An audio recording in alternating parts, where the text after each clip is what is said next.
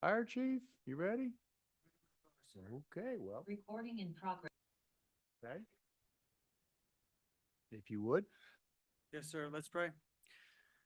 Father, as we come to the end of 2025, we just pause again to say thank you for the staff that you've put together here and the council that you've put together that takes such good care of the city of Mary Esther.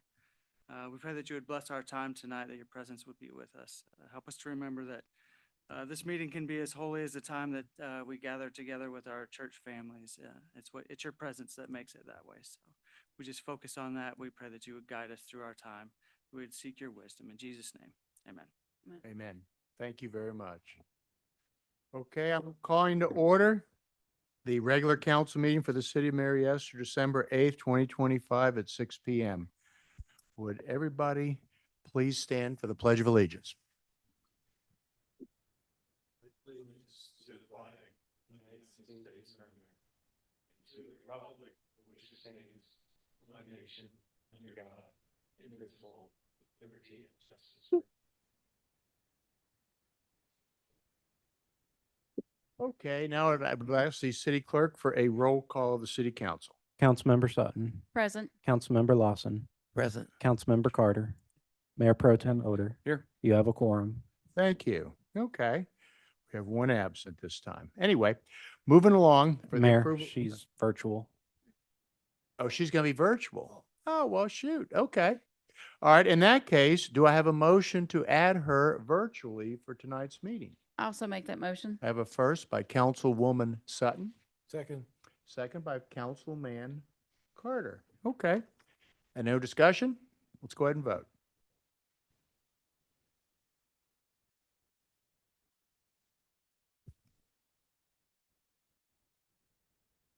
Okay, we're unanimous. Well, welcome, Susan. Can you hear us? Susan? Councilwoman Coxwell, are you out there? Mayor, just give it a second. Yes, got- yes, I can hear. Okay, great. Thank you. You've been approved to be at tonight's meeting, if you haven't heard Thank that. you. Okay. Item number 5 is approval of the agenda for tonight. If everybody, does anybody want to do anything, changes or anything to it? Everybody happy with it? Do I have a motion to approve? I'll make that motion. Okay, Councilwoman Sutton's number 1, I'll second. Councilman Larson, number 2. Let's go ahead and vote. Larson.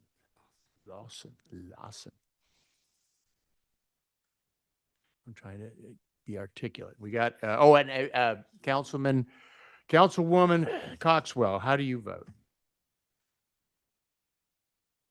Susan, how do you vote? Hello? She said yes. She said yes. Okay, I'll take your word for it. Okay, moving on to item number 6, special presentation. 6.1 is an update status of school zone speed enforcement program. City manager? Yes, Mayor and Council. So as you know, we have been talking to Fort Walton Beach to assist with the operation of this program. And so our city attorney has been working with the attorney with Fort Walton Beach, and they do have a draft.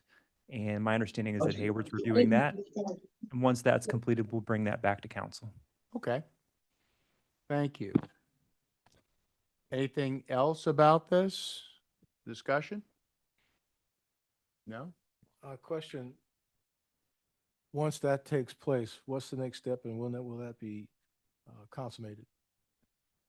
So after that, my understanding is that there are several agreements that we have to send off to the state to get their approval. I did ask for a timeline, and they said that essentially they are waiting for this agreement to be completed, and once that's completed, they can give us a better timeline. So if we're going to consider any kind of revenue from this initiative, when would be the earliest time will we see it this school year? I doubt it. I asked several times and could not get an answer.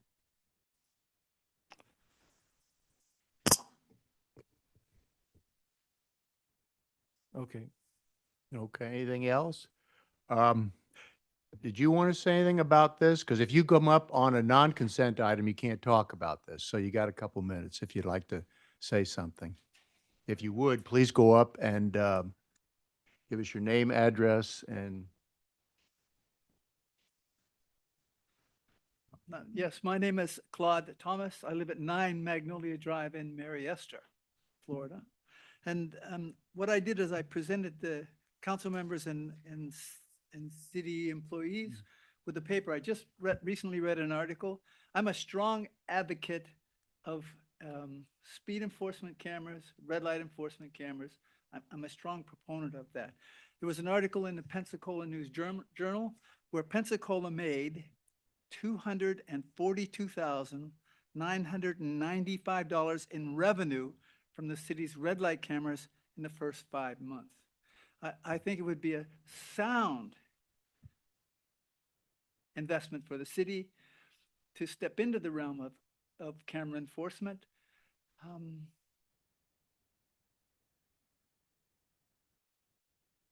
Because drivers out there are just, I sometimes wonder why in the world do we even have speed limit signs or red light cameras or red lights at all? Because they just they're sort of suggestions and not really solutions. So I just wanted the opportunity to put this in front of the council and just to let you know that I'm going to continue to be an advocate for this at whatever level I need to go. okay, thank you very much. You're welcome.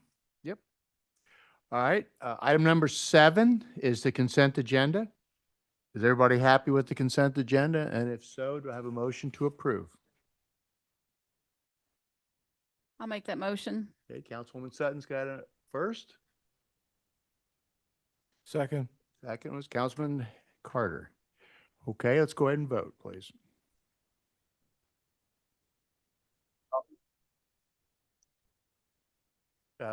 Councilman Coxwell, how do you vote? Yes. Yes, thank you. Okay, we're unanimous on that. Item number 8 is citizens that have requested to be placed on the agenda. We have none for tonight. Public comment on non-agenda items. Does anybody wish to speak on something we're not going to speak on tonight? Okay. Number 10 is unfinished business. 10.1 is the big box retail grocery market major preliminary development order. Good evening, Honorable Mayor and Council. For the record, Tyler Reed, Community Development Director. Tonight, we're presenting the preliminary development order on behalf of the applicant Mullins Engineering, on behalf of David Schoenberger, who requests approval of the preliminary development order for the redevelopment of the portion of the Santa Rosa Mall property to accommodate the new big box retail grocery market, along with the associated fuel station. The project area is approximately 11.25 acres and proposes more than 48,000 square feet, approximately, of impervious surface, qualifying as a major development pursuant to LDC Section 2.05. The local planning agency gave its recommendation for approval on November 17th, 2025. During that meeting, we brought up some concerns. Staff brought up some concerns regarding the unity of title. Staff tonight received word that the unity of title is no longer being proposed. In its place, the applicant would like to proceed with a plat. Normally in our procedures, as part of the PDO, we have the preliminary plat process that needs to be done before or during the PDO stage and before the PDO is approved. This is to verify that the proposed subdivision layout complies with the Florida statutes, Chapter 177, and can be legally constructed as shown. The plat translates the conceptual site plan into a survey accurate document showing lot lines, rights of way, easements, dedications, and drainage tracts. Engineering design, agency permitting, public infrastructure commitments cannot be completed without this information. Approving a PDO without a preliminary plat creates the risk of the approved layout, that the approved layout cannot be legally or technically implemented, which may require the application to return to council for amendments, delay agency approvals, and undermine the city's ability to evaluate infrastructure, open space, public dedications. And for these reasons, staff does not recommend approving the PDO tonight in the absence of a preliminary plat. And staff recommends tabling until the application is received in full according to our normal procedures with the PDO. Are there any This is questions? changed from last meeting. Yes, sir. Okay. Discussion, questions? But- Yes. I have some questions. Councilmember Sutton here. So the proposed applicant that was going to build the big box store is now not going to go in, or are we waiting for some additional? No, the big box retail is still being proposed. The only thing that we are missing within the preliminary development order process is the preliminary plat, which is procedure. That is something that we have asked the applicant since the beginning for a plat, preliminary plat. And so this is what is needed. Typically, it's what's needed before we approve any preliminary development orders so that we can know what is the exact boundaries for the site. And like I said, the different infrastructure, the drainage, engineering, et cetera. So this information is important. Yes. I have a follow-up question. Have we gotten any detailed information for an overview of what the entire project is going to look at instead of it being piecemealed like it currently is? Specifically for this, no, we just have the site plan for the big box retail area. We did receive a rezone application for the entire area, which does show how this big box fits in with the entire master plan. But again, that's a separate application from this. Okay. Does anybody have more questions for Tyler? You do? Well, I assume it'll come back to LPA. No, it should not come back to the LPA. It will go back to city council. Mayor, can I also ask when you speak into the mic? For who? Councilmember Coxwell? Oh, Councilmember Coxwell, you have a question? No, I was No. telling you to speak into the mic when you talk. Okay. You're welcome. Thank you. So the unity of title has been pulled back. They're going to proceed with a different approach, which will not go back to the LPA. So what did we approve? So nothing was approved. So when it went to LPA, you just recommended approval. Okay. So right correct. now, nothing has been technically approved. Tonight will be the approval. If you decide to go with the PDO to approve it, tonight's the night. Otherwise, staff recommends tabling to next city council in January until we receive the preliminary plat. I have a follow-up question to that. So I get that staff is recommending, but also I have a gaping hole in the middle of the city at this point. Once this comes back to staff, how long is it going to take to turn around? Because these constant delays on both sides are not really helpful to our city in general at this point. Right, and we definitely do not want to have any delays. Staff has been accommodating. We did the November 17th special session just for this PDO under the Right. pretense that we were going to do the unity of title. That was changed at the 11th hour. And so now staff is put in this bad situation to where we really don't have Right, but now we are not coming back until January 20th due to holidays. So once again, we're kind of in another holding pattern, and at the end of the day, I mean, right. we need some resolution on this. I mean, either way, sooner versus later. And I For agree. both sides. I agree. And part of doing the preliminary plat, helps with not coming back to these city council meetings. That's why we do the preliminary plat in this stage, so that changes aren't being made to where we have to continually come back to city council for approvals. Okay, you have something? Is it adequate time, given the holidays, for the January 20th meeting, that we'll have something to look at? I mean, No, no, no, you stay put. But we're going to get done with him and then you're next.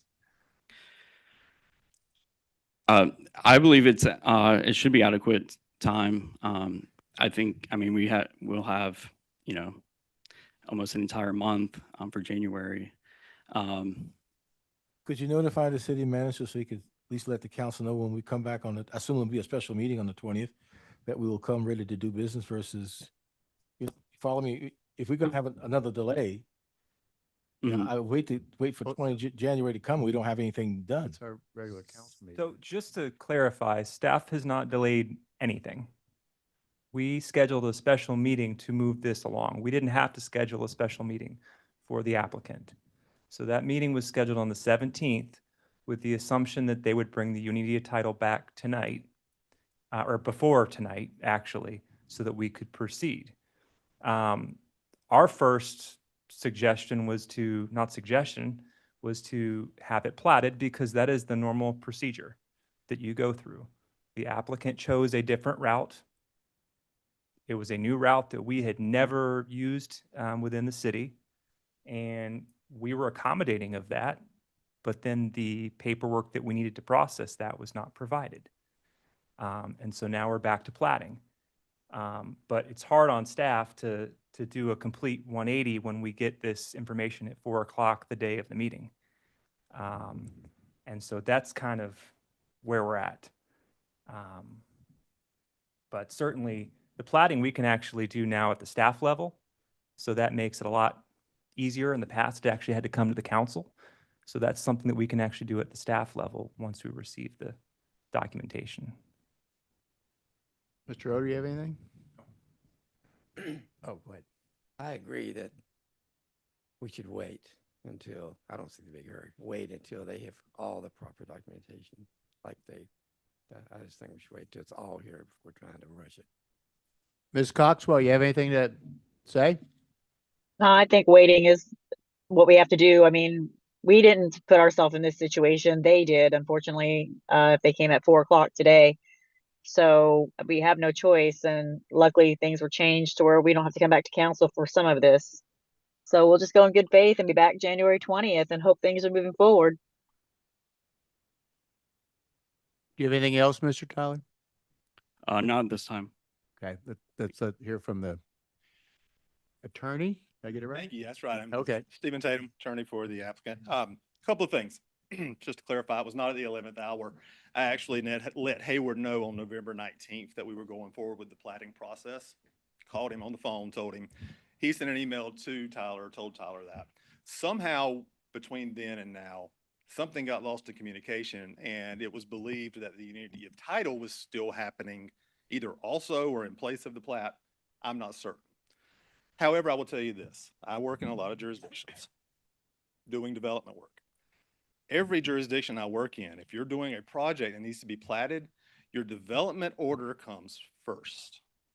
That way you know what your plat needs to look like. Now, I understand what he's saying. Normally they'd have a preliminary plat to review, which is perfectly true at some point in that process, but typically it's after the development order is approved that you apply for that preliminary plat approval, because you don't know what your final plat is going to need to look like until your development order is approved.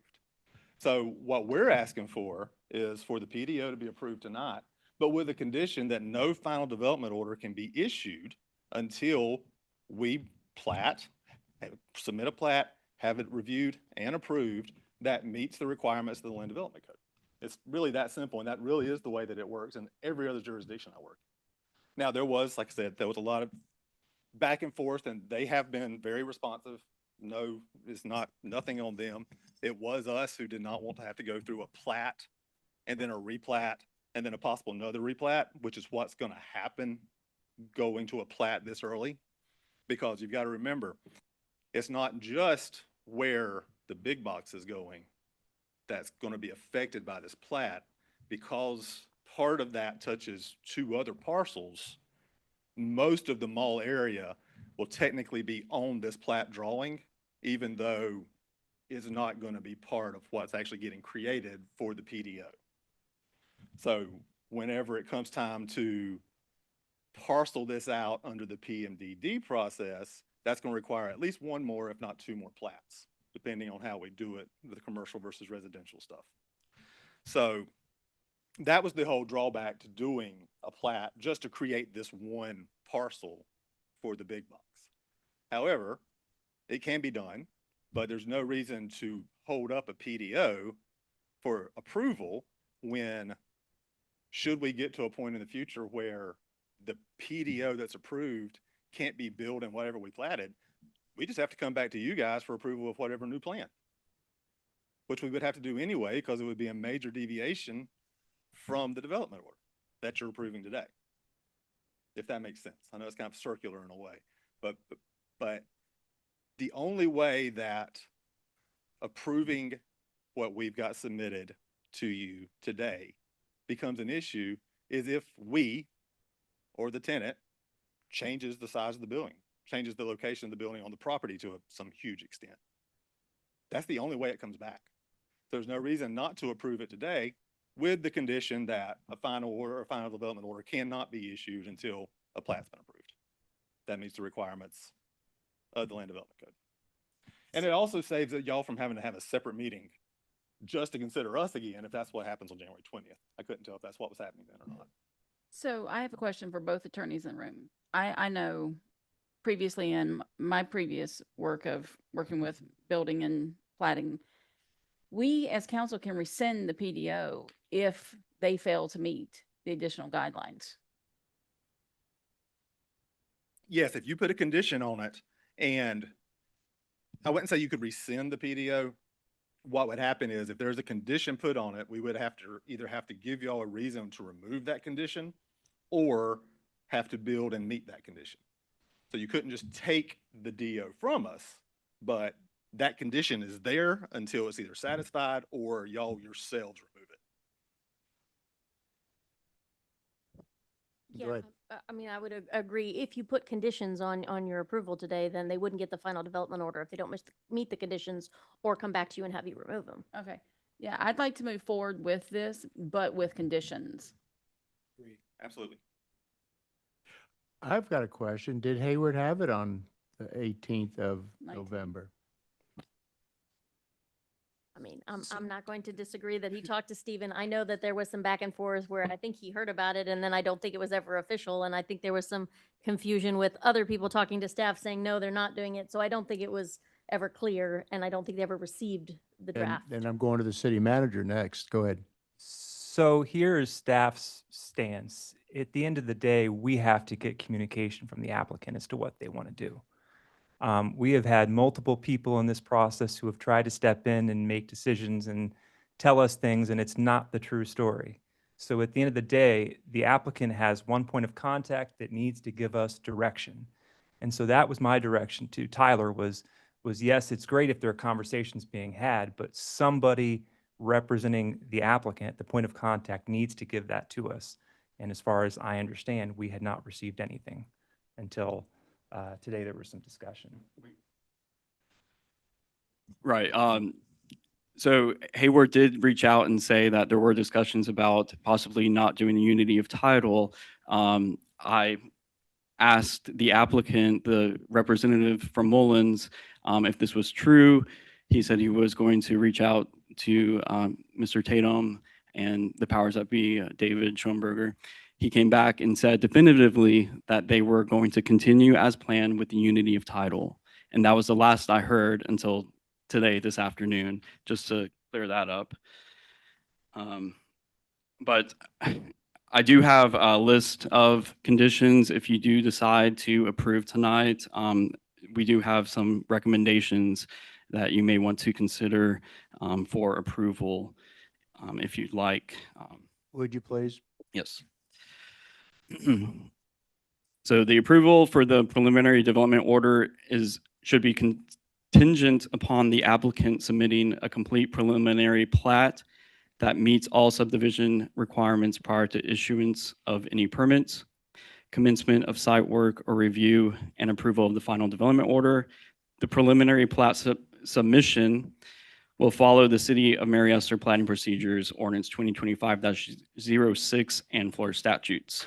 Condition 1, the preliminary plat must be consistent with the proposed site plan. Any minor or major changes to the approved PDO site plan will need to come back to council for approval. Any changes to the preliminary plat will follow City of Mary Esther Plating Procedures.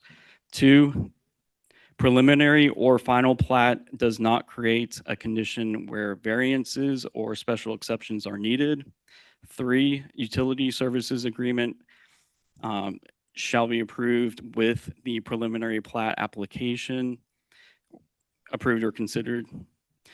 4, preliminary plat shall meet the statutory requirements for a plat made for recording. That is what the final plat must show under section Florida statute 177.091 and City of Mary Esther planning procedures.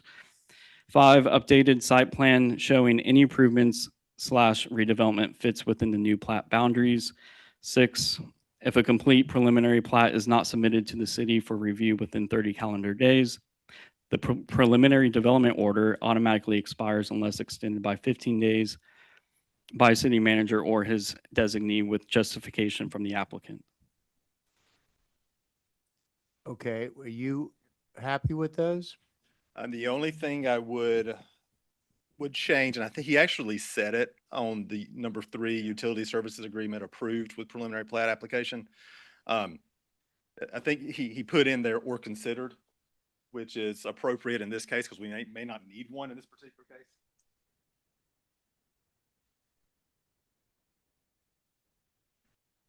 And then for clarity, showing all improvements on the new plat, you just mean for the PDO, right? Not anything else. Okay. And then finally, I would ask for 45 days to submit that plat application only because of where we sit in the year. Everybody's going to be off for 2 weeks, basically. You know, it's going to The happen. original is So, 30, right? yes, sir. So asking for an Okay, so additional 15 more days. Not going to kill you.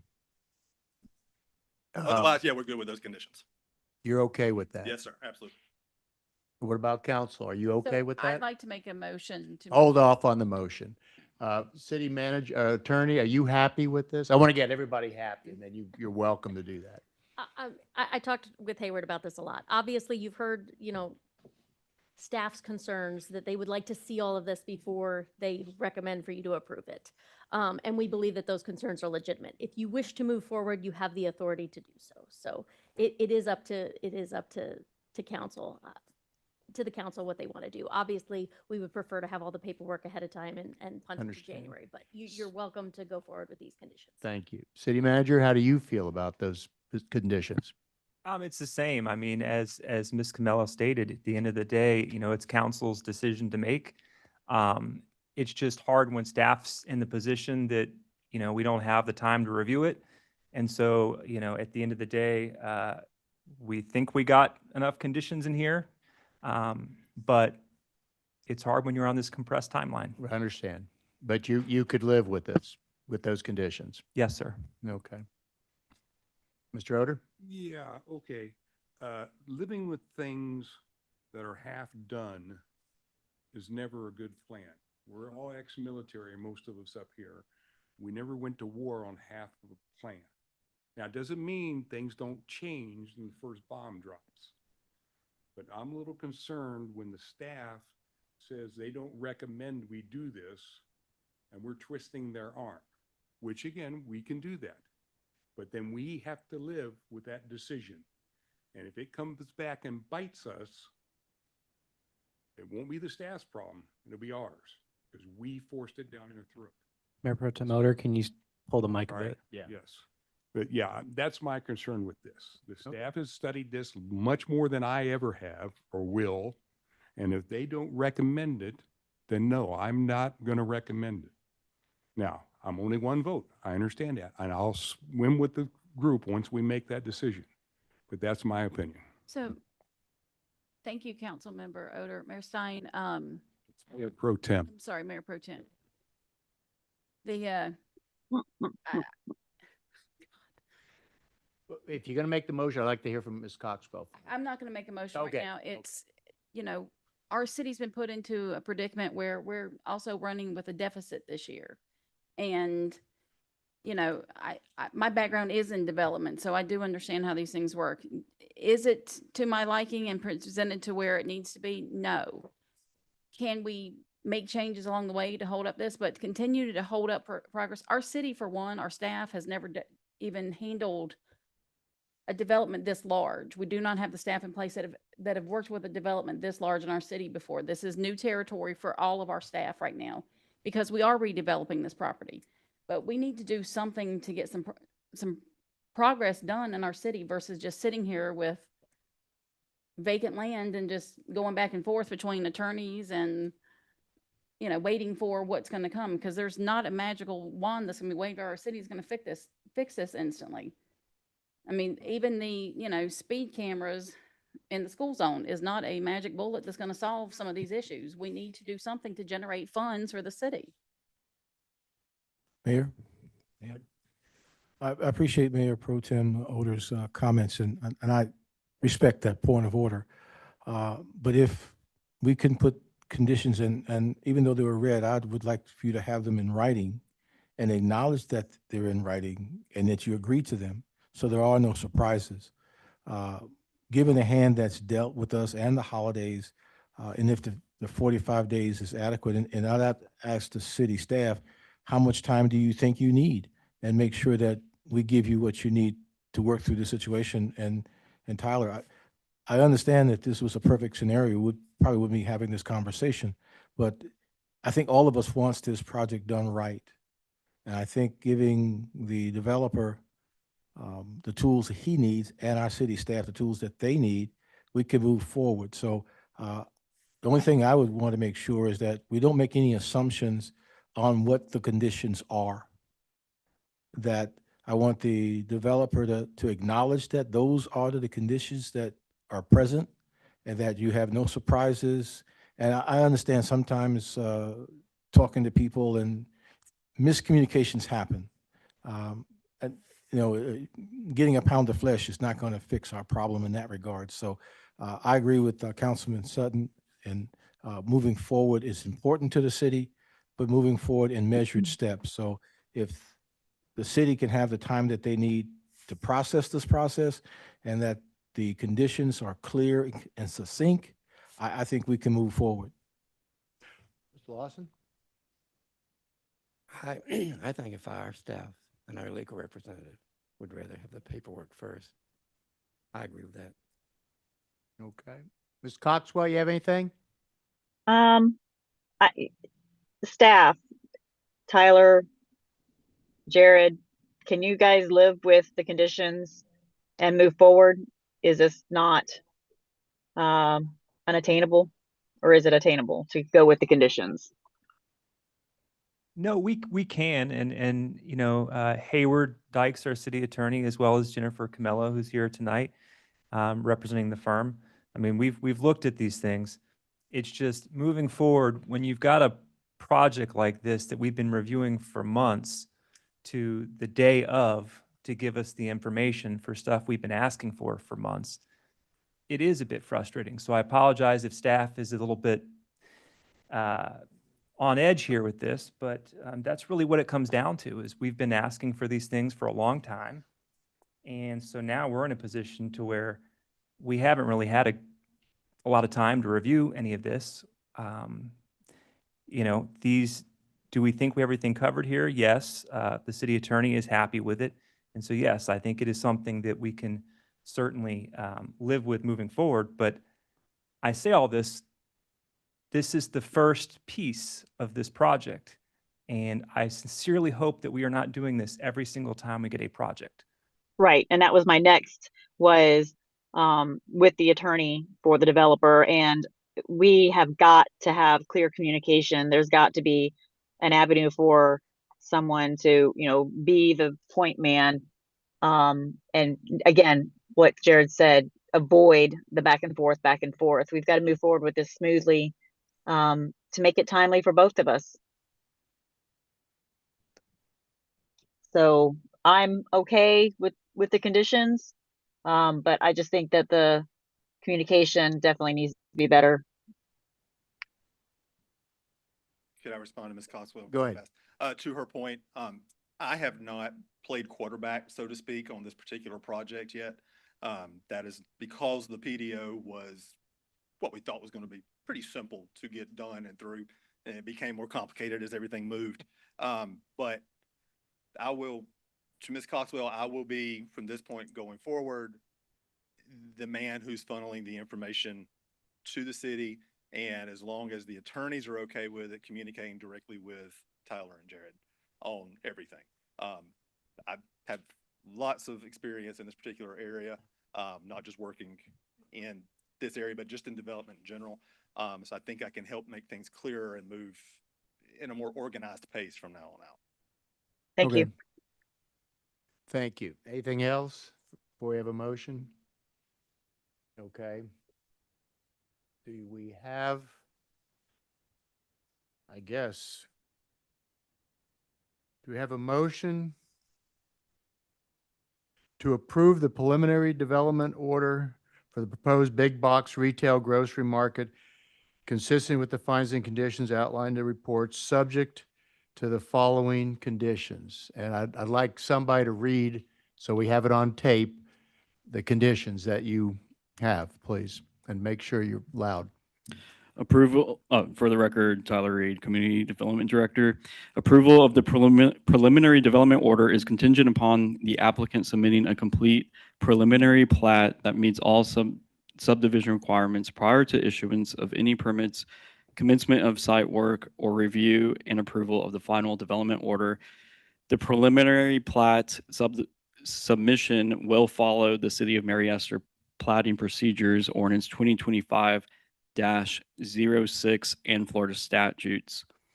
Condition 1, the preliminary plat must be consistent with the proposed site plan. Any minor or major changes to the approved PDO site plan will need to come back to council for approval. Any changes to the preliminary plat will follow City of Mary Esther platting procedures. Condition 2, preliminary or final plat does not create a condition where variances or special exceptions are needed. Condition 3, utility services agreement is approved or considered with preliminary plat application. Condition 4, preliminary plat shall meet the statutory requirements for a plat made for recording. That is what the final plat must show under section Florida Statute 177.091 and City of Mary Esther platting procedures, ordinance 2025-06. Condition 5, updated site plan showing any improvements / redevelopment for the PDO, showing that it fits within the new plat boundaries. Condition 6, if a complete preliminary plat is not submitted to the city for review within 45 calendar days, the preliminary development order automatically expires unless extended by 15 days by the city manager or his designee with justification from the applicant. Thank you. That's a first. Do I have a second? I'll second. No, you did the, oh, you did, I thought you did the first. I did the first. I wasn't sure if you needed it heard again. Okay, I'll we've second. got a first. I'm sorry. I'll second. We have a second by Mr. Carter. Okay, any other discussion? Let's go ahead and vote. Ms. Coxwell, how do you vote? Yes. Thank you. Okay, we've got a 3-2 vote, and the three's got it, so it's been approved with those conditions. All right. Thank you all. Yep, thank you.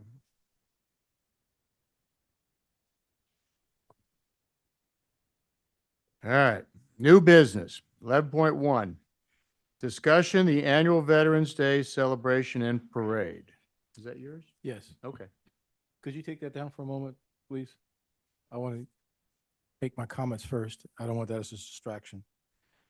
Council members, I bring you an issue tonight, and I ask that you hold your comments till I finish my presentation, then I'll take your questions and comments. The purpose of this item on the agenda is to start a dialogue and discussion about our annual event of our Veterans Day Parade. Now you can put it up there, please, Tyler. Dylan. The reason I bring this up, I want to thank Councilman Sutton and Councilman Coxwell.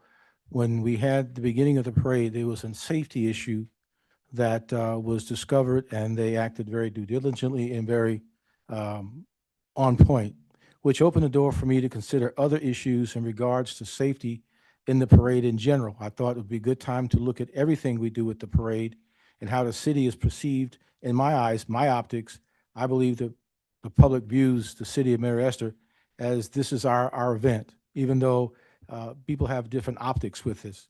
So when we have a event of this scope, most situations in schools, there is a release that a student must get their parents that no harm, if you do something, you're not going to sue the school. Well, I think all the participants in the parade should sign a release form that they will not hold the city accountable for what happens. I think every float, every person in the parade should make that very clear. Whether we are actually going to, I know nothing has ever happened. That doesn't mean that it won't. I think two councilmen who shared that perspective, but I'm more concerned since that float has no steps, no guardrail.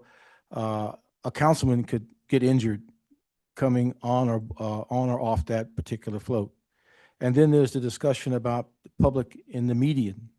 And I had a discussion with the sheriff's office about that. And there's a continuous dialogue about how that would be managed. Most of the parades here in Okaloosa County, whether it's a Christmas parade or a Veterans Parade, people meander across the highway. So that behavior will be hard to change as far as them standing in the median.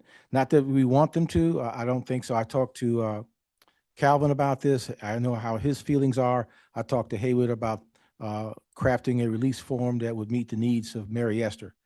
At the end of the day, I think the public views this as a city event. I think the mayor and the city manager should be the shot callers or the point of contact for our parade. In the past, that hasn't been. It's been a committee. If something goes south with our parade, whoever the chair is not in a position to represent the city in any kind of litigation. And if anything, they're going to defer that to the city to take action.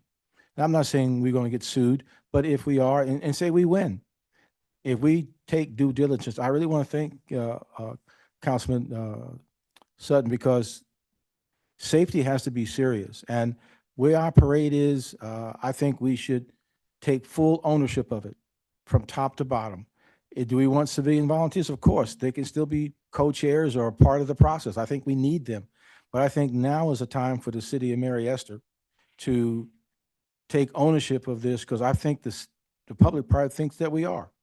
Our city leadership, our oversight, having clear lines of things going forth, I think it's time for the city to really take our annual observance and really do some wonderful things with it. Now, what is my purpose for bringing this to the city? I know often we have comments at the end, but usually by that time of the meeting, we're kind of mentally heading out the door. So in a moment here, I'm going to release, and I welcome your comments, your feedback. What am I asking for here? The city be the shot caller, and we can decide who that is or a committee. But I think the city manager and the mayor as a possibility of points of contact as we put this forward.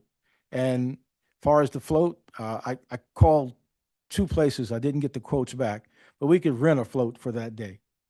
For that event, we could actually have a product designed to carry the city officials in a dignified manner that's safe and goes forth. But the idea of every parade I've been a part of, we've had lessons learned. And with lessons learned, the city, the mayor, and the city manager can now implement those changes. They then shouldn't have to go to a committee to decide what's in the best interest of the city. So with the parade as it has been, thank God nothing has ever happened. I cut my hand opening a bag, which brought to my light, we didn't have a first aid station. You know, I could have went to the fire department. They probably would have bandaged me up pretty good, but you know, having a first aid location, a place for lost and found, these are things I think the city don't have to get permission to do this. If the committee, some things you'll have to come back to the city and ask us, you know, can we do that? And far as people in the median, I don't know how we're going to manage that because I know that the sheriff's department got a manpower constraints, and will they be able to do that? I don't know. But moving forward, what am I asking the city to consider? Taking ownership of the parade from start to finish. Right now, when the parade ends, it's kind of anticlimactic. We kind of just disperse, you know, and somehow I think we can do the veterans a better service if we have some gala grand event at the end and deal with the median, deal with the float. And then one last item with this is why don't we participate in other parades? If nothing else, in Fort Walton, since we don't have our meeting on their Christmas parade night, why don't we put our float in their parade? I mean, we one big town. I mean, I think but you know, I'm not trying to get to the moon, but that's my heart and soul with this matter. The safety issue opened my eyes to a lot of things, and I would not want the ladies who got on that float, because there was nothing for you to hold on to. It was, you know, thank God it was a dry day, but you know, what if it wasn't? You know, I know that you had twisted your knee, and insurance wise, I think we're safe, but I think we can do it smarter and insulate ourselves, look at the risk that we're taking and minimize that risk. Thank you. Now, welcome to a comment. Go ahead. If we'll just start down the line. So Councilman Carter, I definitely, our parade has gotten amazingly, I mean, every year we just improve on it. And this is the opportunity for us to even make even more improvements where it's a safer and a bigger event. I greatly appreciate all of our citizen help, but as council members, I do, and I agree with you about the mayor and our city manager being the contact for those decisions, because it is something that ultimately would come back to them if a situation were to come up. But also as council members, I know I personally get calls asking about details on the parade, and I don't even know who to tell them who to call, and cannot even give them details. Like I couldn't even tell them about what was going on with the library for the Christmas tree lighting this past weekend. Like I feel like we sometimes get left out. Like I don't need to be included in decisions, but I would like the details versus, hey, just show up this night. I think we're missing some lines of communication there. And as far as like safety, yes. And maybe it's something as simple as just signs in the median that could be placed saying, no standing, please go to other side. Signage is a relatively cheap thing that we could do and would help eliminate some of the manpower issues that we have from the sheriff's department.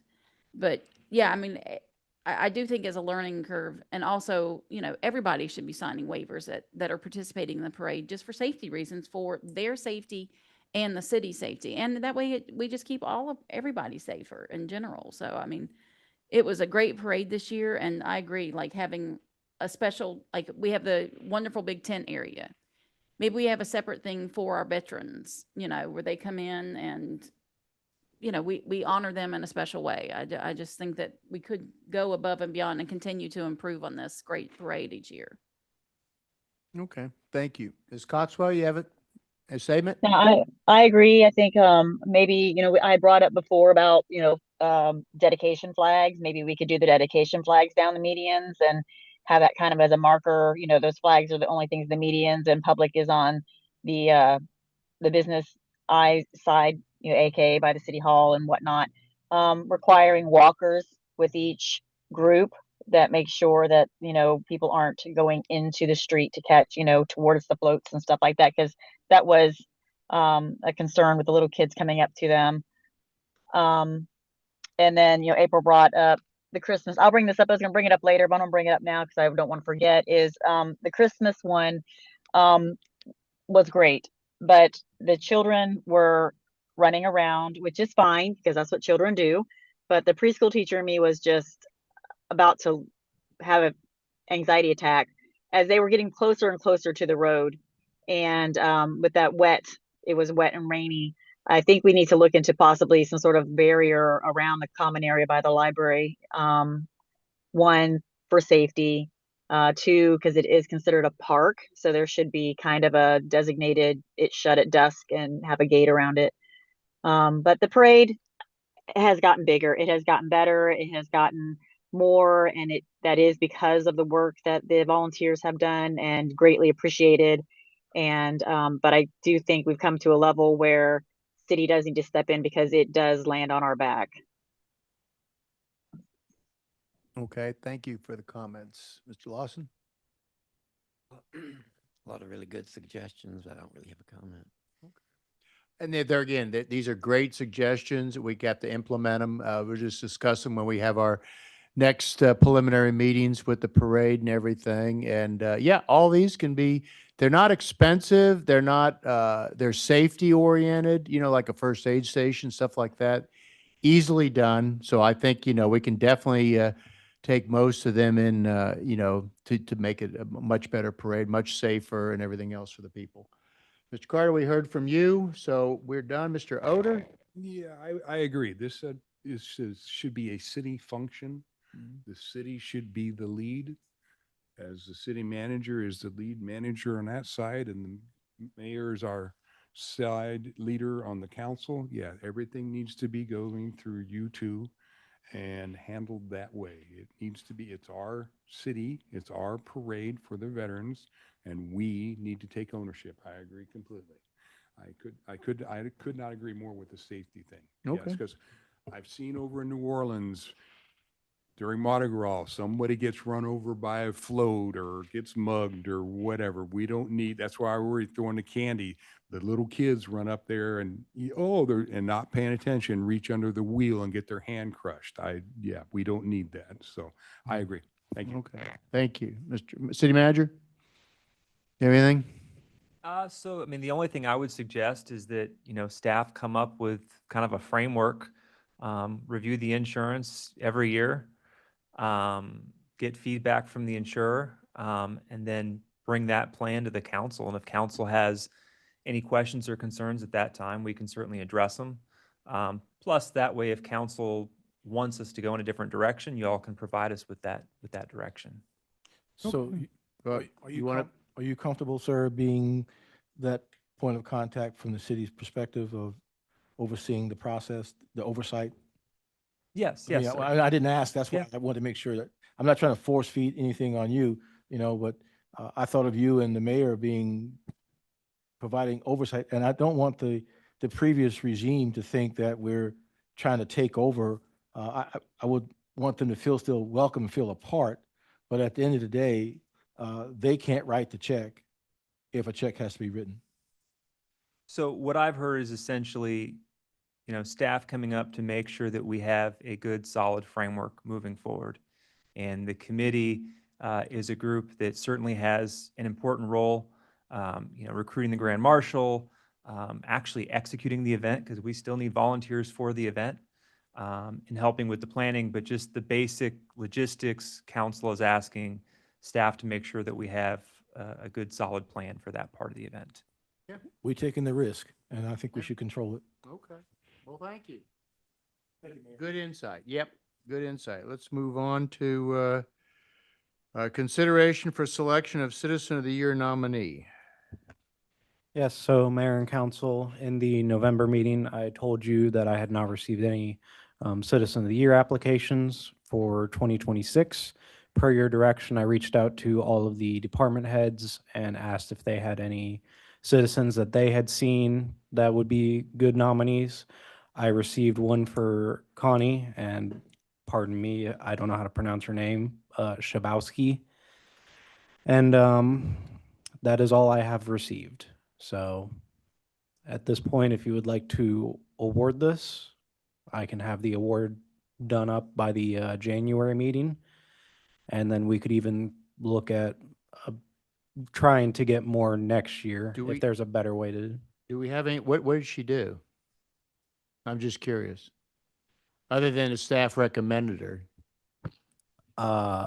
Per the packet contributions, every week she volunteers at the library, shelving books, working on important projects, and helping with programs for kids, teens, and adults. She is always looking for ways to help her community. Also, she volunteers Also, she volunteers every week at Sharing and Caring of Okaloosa County, which serves residents, including Mary Esther citizens, providing food, medical supplies, books, personal hygiene products, and clothing based on need. Okay, I just wanted to put it on the record. Okay, sounds good. Are we good with this person? Do you want to have a vote, have a discussion? Do we have anybody else? Does any of the council people have anybody in particular? Okay, do I have a motion for, to make Corey the Citizen of the Year for next year? Connie Shabowski. Connie Chabowski. I'll make that motion. Okay, I have a first with Mr. Odor. I'll second. Okay, I have a second, Ms. Coxwell. Let's go ahead and vote. Ms. Coxwell, how do you vote? I'm Yes. assuming- Yes, thank you. All right, we're unanimous on that. Thank you. And City Clerk, you're going to take care of the paperwork? Okay, great. Well, congratulations. She deserves it.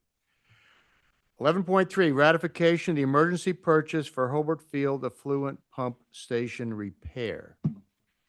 Good evening, Mayor and Council. I'm Sean Lindsay, Director of Public Works. Herbert Field Effluent Pump Station is equipped with three 100 horsepower motors. One motor serves as a manual diesel backup and has not functioned as a primary pump in several years. A second motor failed in January 2025 and was scheduled for replacement during the current fiscal year. But on November 10th, 2025, the final operational motor failed, creating an emergency situation requiring immediate action to prevent sanitary sewer overflow. When the last working motor failed on November 10th, Jacob's staff activated the diesel backup with continuous on-site operations to prevent the potential spill of 500,000 gallons per day, which they did, not a single gallon spilled. A replacement motor was immediately ordered and installed. However, upon startup, the pump itself malfunctioned and required removal for inspection. Due to the critical nature of the infrastructure and absence of a city-owned bypass equipment suitable for station of this capacity, staff authorized the following emergency purchase to maintain service and prevent environmental contamination. One is emergency motor was replaced. A new 100 horsepower motor was procured from Morrow Water Technologies for $15,718 under Emergency Purchase Order Authority. A bypass pumping service was secured with Hydro Services, which is a temporary bypass at $4,171 per month until the permanent repairs can be made. A pump inspection removal by Shepherd Services was engaged to remove and inspect the failed pump at a cost of $6,608.22. And the final impact for this is $22,326.22, consisting of the motor replacement of the $15,718 emergency purchase, pump removal and inspection of $6,608.22, and monthly bypass pumping of $4,171 ongoing until repairs are complete. The city procurement policy requires emergency expenditures exceeding $15,000 to be submitted for ratification by the City Council. Staff recommends a motion to ratify the emergency purchase of $15,718 from Morrow Water Technology for the new motor to serve the Herbert Effluent Pump Station. Okay, discussion? Anybody? Ms. Coxwell, you have anything to say about this, the pump motor? No, Okay. no. All right, well, then do I have a motion to ratify the emergency purchase of $15,718 from Morrow Water Technology for the new motor to serve the Hobart Effluent Pump Station? I'll make the motion. Mr. Lawson did the first. I'll second. Second, Ms. Sutton. Let's go ahead and vote. Ms. Coxwell, how do you vote? Yes. Thank you. Hold on. I closed it too soon. 1 second. That's the wrong one again. Okay, here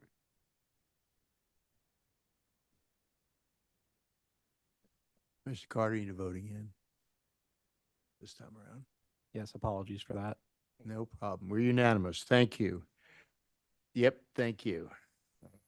11.4, Resolution 25-22 is the approval of the Animal Control Services Agreement with Panhandle Animal Welfare Society.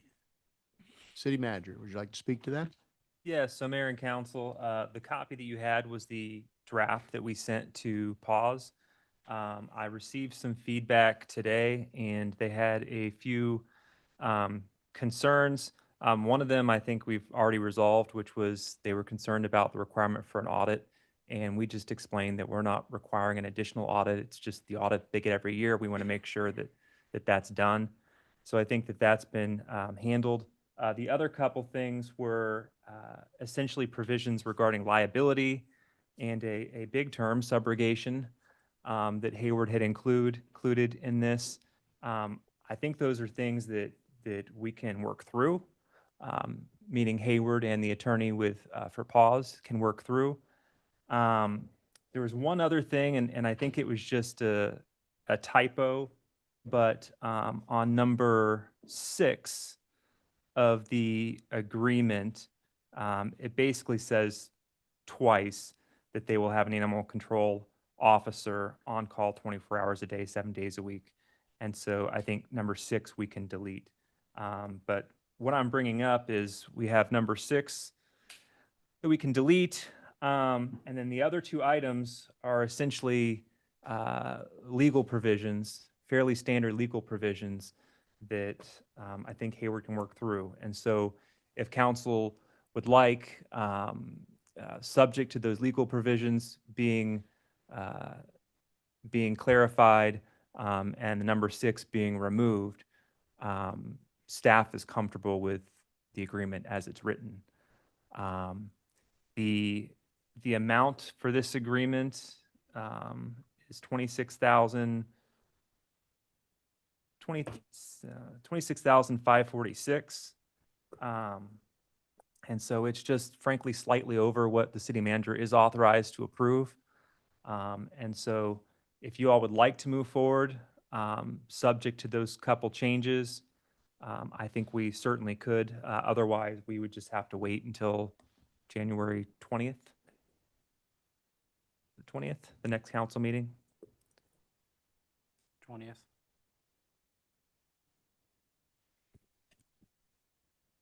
Sunday? The 19th is MLK Day.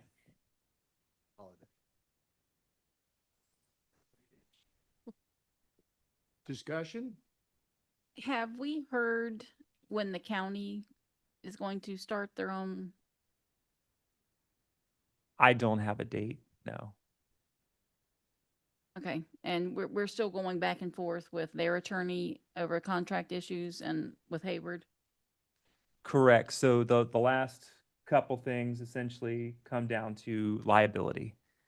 Okay, so I'm assuming that they don't really want our contract if they're constantly going over small sections and. I can't speak for them. I just know that these Because they 2 don't show provisions up. were a concern. Okay, well, I'll wait to hear from them in the press tomorrow then. Okay, thank you.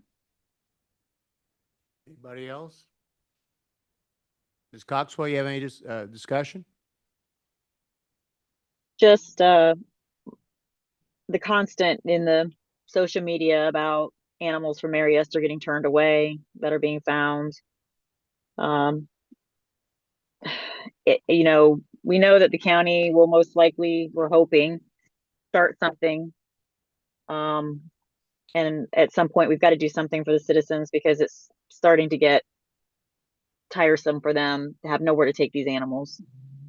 So I think we just got to figure something out. Okay. Anything else? Okay, well, in that case, do I have a motion to approve Resolution 25-22, approval of animal control services agreement with the Panhandle Animal Welfare Society with the provisions of number 6, the ones we discussed, and the legality of the terms with the attorneys, is that correct? Subrogation and indemnification language. They Okay. just need some agreement between the attorneys. So that and number 6, okay, on the agreement, which is the 24-hour, 7-day-a-week ×2 thing. Okay. All right. And authorize the city manager to execute the contract. Before anyone does anything, can I read the? I'm sorry. Yeah, go ahead. Resolution number 25-22, a resolution of the City of Mary Esther, Florida, approving the Panhandle Animal Welfare Society Incorporated contract for animal services in the City of Mary Esther, Florida. Thank you. And I apologize for not having you read it earlier. Do you have a motion? So moved, sir. Okay, Mr. Carter's number one on the motion. I'll second. Okay, Mr. Odor is number two. Let's go ahead and vote. And Ms. Coxwell, how do you vote?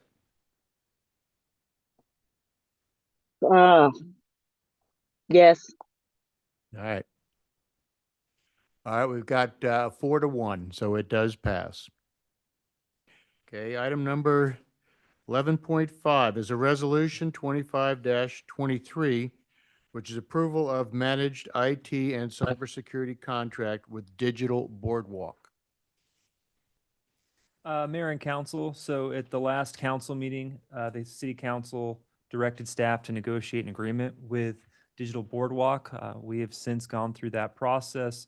The contract has been reviewed by the city attorney as well, and we are recommending approval.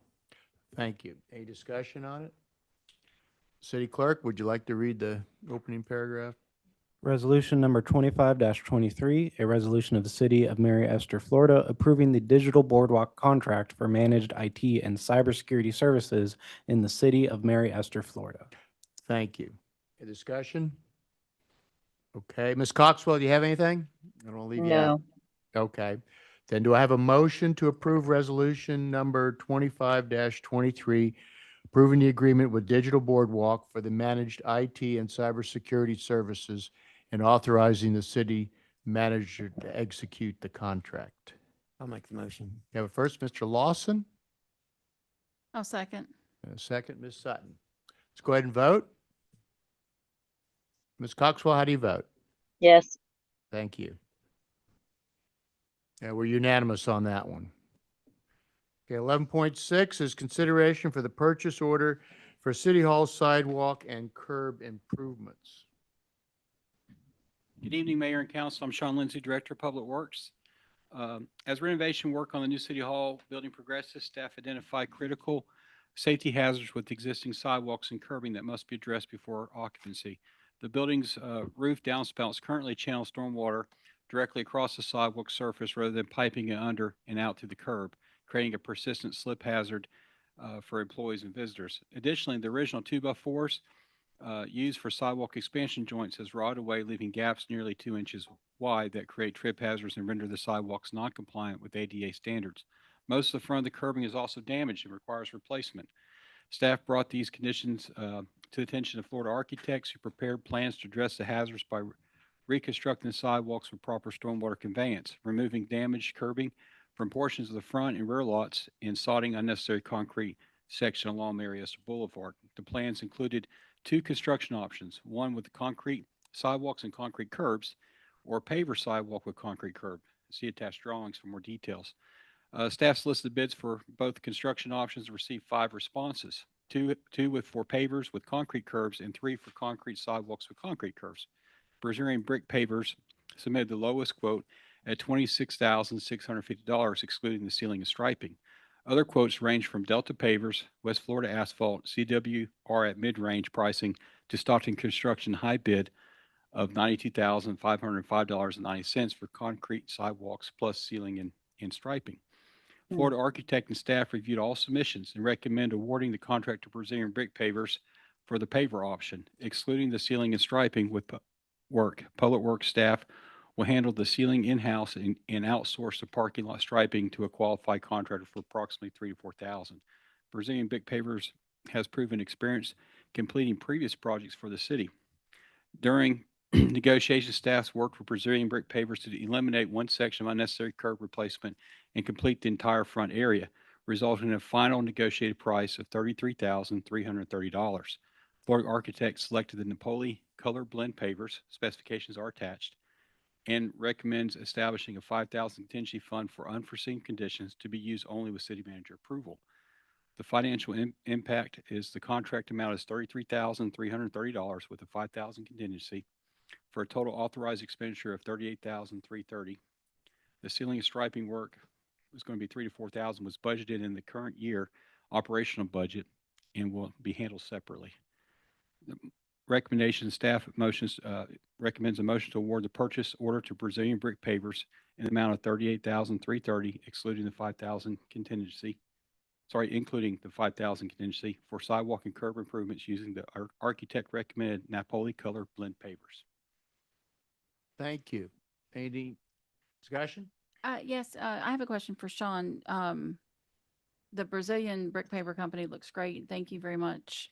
I did have a question. The ceiling in-house, is that a product that the staff has worked with before?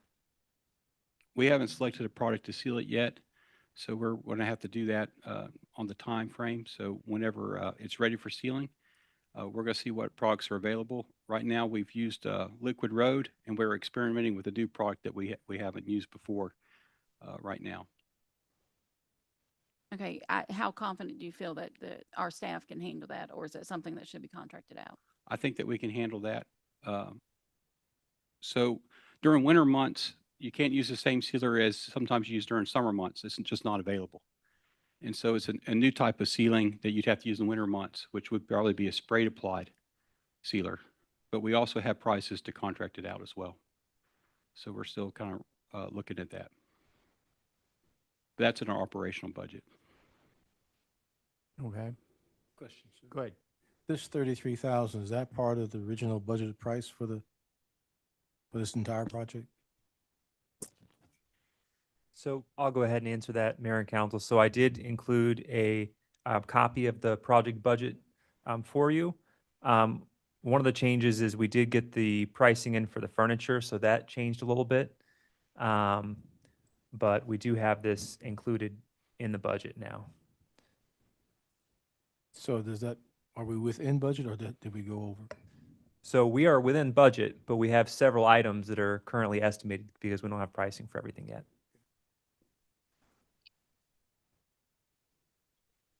Any more questions? No, I Ms. think it Cox? has to be done. I think it has to be done. I mean, we've got the walkways are a safety issue as we've talked about before. So, and right now they are not safe. That was one of the first things walking the property when we were starting the build, the gaps and that it need to be replaced and more ADA compliant. Agreed. Okay. Well, in that case, any more discussion? Do I have a motion to award the purchase order to Brazilian Brick Pavers in the amount of $38,330, including a $5,000 contingency for sidewalk and curb improvements using the architect recommended Napoli color blend pavers? Also make that motion. I have a first by Ms. I- Sutton, I'll second.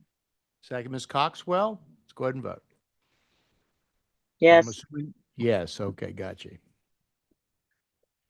We're unanimous on that. 11.7, consideration purchase order for City Hall hurricane shutters for the storm force shutters, from storm force shutters. You want to talk to that? Mayor and Council, so I'll go ahead and address this All right. one. So we received 4 quotes.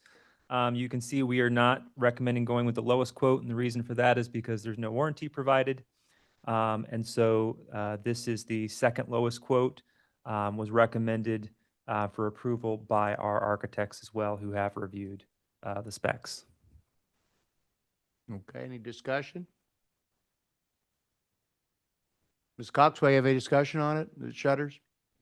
Nope. Okay, then in that case, do I have a motion to approve a purchase order with storm force shutters in the amount of $35,743.28 for installation of hurricane-rated Bahama shutters and decorative shutters at City Hall? I'll make that motion. Ms. Sutton gives a first. I'll second. Ms. Lawson gives a second. Let's go ahead and vote. Yes. Thank you. And we're unanimous. 11.8 is consideration purchase order for City Hall furniture from ImageWorks Commercial Interiors. Yes, Mayor and Council, so this is for all of the furnishings for the facility. So this includes the lobby, the city council chambers, the conference room, break room, and a total of, I believe, 11 workspaces. So the furniture total is 48,467. This is off of a state contract. I just want to point out the design services for about 1,000 and the delivery, assembly, and installation is not part of a state contract. And so we've looked through this to see if there were other contracts, GSA, for example, that we could use. At the end of the day, this was the best contract that we could find. The problem is that essentially council would have to approve the remaining amount, the 1,050 for design services and the 9,841. Because typically we require multiple quotes. It gets a little difficult when you've got one company that would be buying the furniture. It gets delivered to their facility. And so we do think that it's worth the expense to have them actually be the ones that would assemble and set up. Because at the end of the day, if anything is damaged, they will be responsible and they can submit warranty claims. Versus if, for example, if staff went and did this, first of all, we've never put together this much furniture at once. And secondly, any issues with the furniture, we might have issues with warranty. So we are recommending going ahead and awarding this for the full amount, but happy to answer any questions you might have. Is furniture like IKEA where it's very difficult to put together there, you know? It does require some assembly. Knowledge, okay. So, and you do have photos of the different setups. So essentially all the office spaces have a fixed desk and they have a standing desk. And in the council chambers, it includes all new chairs for the council chambers as well as for the city council. The conference room furniture, like I said. So there's quite a bit here. And I think at the end of the day, when we chatted about this as staff, there's going to be a lot that we're going to have to move over there. And so then to have public works staff assembling furniture, probably not the best use of their time. Okay, well, thank you. Any discussion on our furniture? Ms. Coxway, you have any discussion on furniture? Nope. Okay, in that case, do I have a motion to approve a purchase order for ImageWorks Commercial Interiors in the amount of $59,358.57 for the City Hall furniture at state contract pricing and for design, delivery, assembly, and installation services? I'll make that motion. Okay, I have a first by Ms. Sutton, I'll second. second Ms. Coxwell. Okay, let's go ahead and vote. Yes. Gotcha. Okay, we're unanimous. Great. Okay, council standard committee status reports and other comments. We'll start out with Ms. Sutton. So first, I'd like to thank Ocean City Wright Fire Chief Jeff Wagner for an amazing day this past Monday spent with him and his entire crew. I learned a lot more about the fire department than I ever knew existed and about their training protocols and just what a sense of true family that environment is and how that they all work together very much as a team, whether it's from something a task that's very mundane to a very high level. It was a very engaging day and I greatly appreciate the opportunity to learn. And then the rest of the week I've spent with Mayor Stein down in Orlando for a legislative conference. As everyone can imagine, a lot of the conversation was geared towards property tax. Still, no one has a whole lot of answers, and a lot of stuff was in the air. And just like all of us, cities big and small still have the same concerns. We also have the same budget constraints as far as like funding basically everything in our city. So property tax is still a big, huge concern. And just, make sure to council members, if you get asked, to please just give them as best information as you can. I mean, it's still changing day to day and sometimes hour to hour, so. And thank you to all the staff for the Christmas party and the Christmas tree lighting. That was a memorable experience despite some challenging times for the tree lighting. But it still made it an event that we will remember, so thank you. And the bakery food truck was amazing, by the way. Real good. Ms. Coxwell? I follow up with Miss Councilmember Sutton is the bakery food truck was phenomenal. Everyone that I talked to with every dessert that was on there, nothing but compliments. Um, Also, really glad to see that the tree is fully lit as I passed it this evening. Although it was pretty amusing seeing the floating tree lights at the top yesterday. Um, but again, memorable. Everybody seemed to have a really good time, even with inclement weather. Just the safety issues I had brought up earlier. But that's about it. Okay, thank you. Mr. Lawson? I also come under the. Mr. Lawson, lighting. before you start speaking, pull the mic closer and speak up, please. I also want to give a shout out to the Christmas tree lighting. The kids were really having a great time. I mean, there was a lot of projects that were very interesting for them. The Santa, great. He's such a really good Santa, really patient. I thought he was awesome.